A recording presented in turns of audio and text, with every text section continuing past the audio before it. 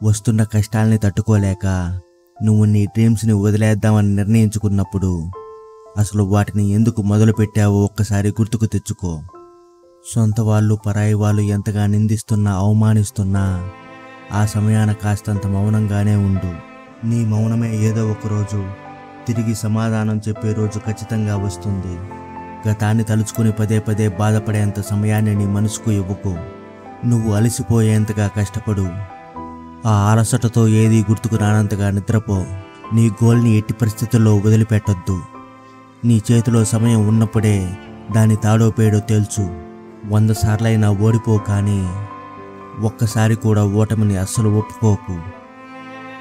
జీవితంలో అన్నీ మనం అనుకున్నట్టు జరగడం మన చేతుల్లో లేకపోవచ్చు, కానీ మన మనస్సును కష్ట పరిస్థితుల్లో సైతం ఆనందంగా ఉంచుకోవడం మన చేతుల్లోనే ఉంటుంది. ఈ విషయాన్ని మర్చిపోకూడదు. మన జీవితంలో మనం బద్ధకాన్ని ఎప్పుడైతే విడిచిపెడతామో అప్పుడే మన జీవితంలో పేరుకుపోయిన దరిద్రం మనల్ని విడిచిపెట్టి వెళ్ళిపోతుంది. ఇప్పుడు నీ దగ్గర అధికారం, డబ్బు ఉన్నాయని ఎదుటి వారిని చులకనగా చూడకు. నీ డబ్బు, అధికారం నిన్ను విడిచిపోయినప్పుడు నువ్వు బ్రతకాల్సింది నువ్వు అవమానించిన ఆ మనుషుల మధ్యనేనని గుర్తుపెట్టుకో. ఏ పనైతే జనాలకు సాధ్యం కాదని వాళ్ళు బలంగా నమ్ముతారో ఆ పనినే నువ్వు సులభంగా చేసి చూపించడమే నిజమైన విజయం.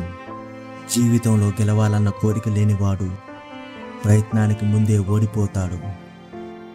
హృదయం ఎన్నిసార్లు గాయపడినా కూడా మనసుకు నచ్చిన వారిని మర్చిపోవడం జరగదు. ఎందుకంటే హృదయానికి నటించడం తెలియదు, తప్పించడమే తెలుసు.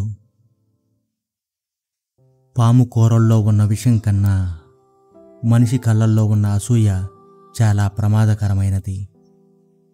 నువ్వు అందరికీ నచ్చాలని రూలేమీ లేదు. అందరికీ నచ్చేట్టు, అందరూ మెచ్చేట్లు బ్రతకాలనుకుంటే నువ్వు నిరంతరం బాధపడుతూనే ఉంటావు. ఒక అమ్మాయి మోసపోయిందంటే దానికి కారణం ఆమె అమాయకత్వం. అదే ఒక అబ్బాయి మోసపోయాడు అంటే దానికి గల కారణం అతని అమాయకత్వం. నీ బాధల్లో భాగం పంచుకోలేని మిత్రులు నీ విజయంలో భాగంగా మారుతాడని నువ్వు ఎప్పటికీ ఎన్నటికీ అనుకోవద్దు. నేను చెప్పిందల్లా అందరూ ఒప్పుకోవాలి. నాకు కావాల్సింది ప్రతిదీ వెంటనే ఇవ్వాలి. నాకు నచ్చినట్లే అందరూ ఉండాలి అని అనుకోవడం నీ మూర్ఖత్వమే. పరిచయాలు పాతబడే కొద్దీ వారి ప్రవర్తన విసిగించవచ్చు, కానీ అంత మాత్రానికే బంధాలు పలచబడినట్టు అనుకోవద్దు.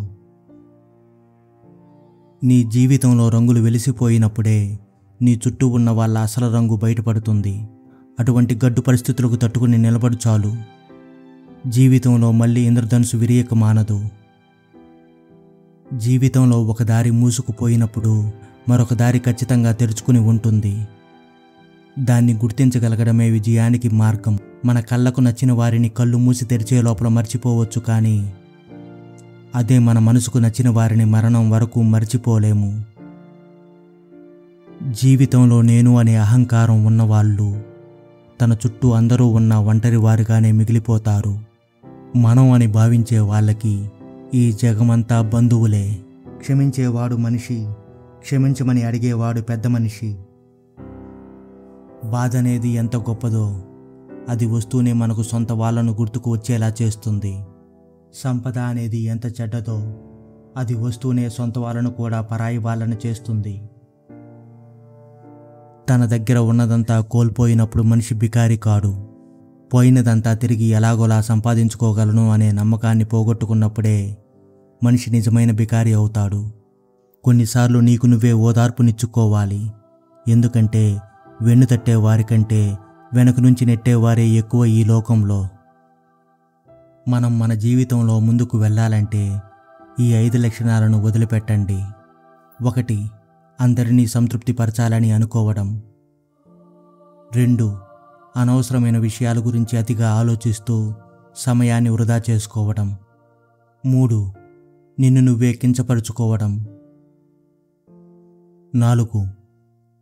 జీవితంలో వస్తున్న మార్పులకి భయపడడం, ఆ మార్పుని జీవితంలో అంగీకరించకపోవడం. 5.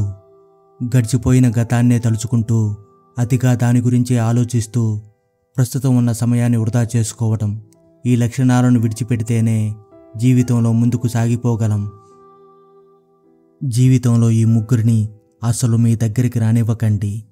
అందులో ఒకరు మనకు విలువనివ్వని వారిని, 2 మనల్ని చూసి ఈర్ష్యపడే వారిని, ఇక 3 మనల్ని అర్థం చేసుకోకుండా మన గురించి ఇతరులకు చెడుగా చెప్పేవారిని. ఈ ముగ్గురిని ఎంత దూరంగా పెడితే మన జీవితానికి అంత మంచిది. జీవితంలో మనకి 2 రకాల మనుషులు తారసపడతారు. ఒకరు మనల్ని అభివృద్ధి పదంలో నడిపించేవారు, ఇంకొకరు మనల్ని కిందకి లాగేసేవాళ్ళు. అయినా మనం ఇద్దరికీ ధన్యవాదాలు చెప్పుకోవాలి.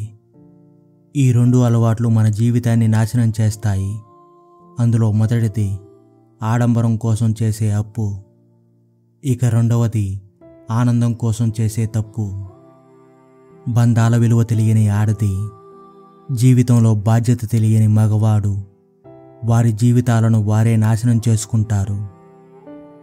ఊహలనేవి మనల్ని వాస్తవానికి దూరంగా తీసుకెళ్తాయి.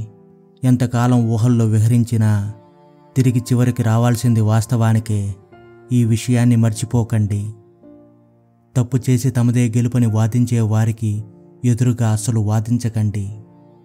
ఎందుకంటే ఆ వాదనలో బలం లేదని వారికి తెలుసు. కానీ వారికి ఉన్న అహం వల్ల ఆ విషయాన్ని వారు ఒప్పుకోరంతే. కదలని బొమ్మకు ఎన్ని కవితలు చెప్పినా, మారని మనిషికి ఎన్ని నీతులు చెప్పినా ఒక్కటే. మన మనస్సులో ఆనందం, సంతోషం ఉంటే అది నరకమైనా సరే స్వర్గంలా కనపడుతుంది. అదే మన మనసులో విషాదం గూడు కట్టుకుని ఉంటే మనం స్వర్గంలో ఉన్నది నరకంలాగే అనిపిస్తుంది. మనతో ఉన్న వాళ్ళందరూ మనవారే అని అనుకోవడం నీ భ్రమ మాత్రమే. కష్ట సమయంలో ఉన్నప్పుడు మాత్రమే తెలుస్తుంది నీ వాళ్ళెవరో, నీ వాళ్ళలో పరాయి వాళ్ళెవరనేది. మన పెదవిపై విరిసే చిరునవ్వు అయిన వాళ్ళకి సంతోషాన్నిస్తే మన శత్రువులకు మాత్రం భరించలేని అసహనాన్ని కలిగిస్తుంది. అంతులేని కోపం, మితిమీరిన సంతోషం, ఈ 2 కూడా మనిషిని ఆ క్షణంలో విచక్షణను కోల్పోయేలా చేస్తాయి. చేయాలన్న ఆసక్తి, దృఢ సంకల్పం ఉంటే ఈ లోకంలో ఏ శక్తి నిన్ను అడ్డగించలేదు.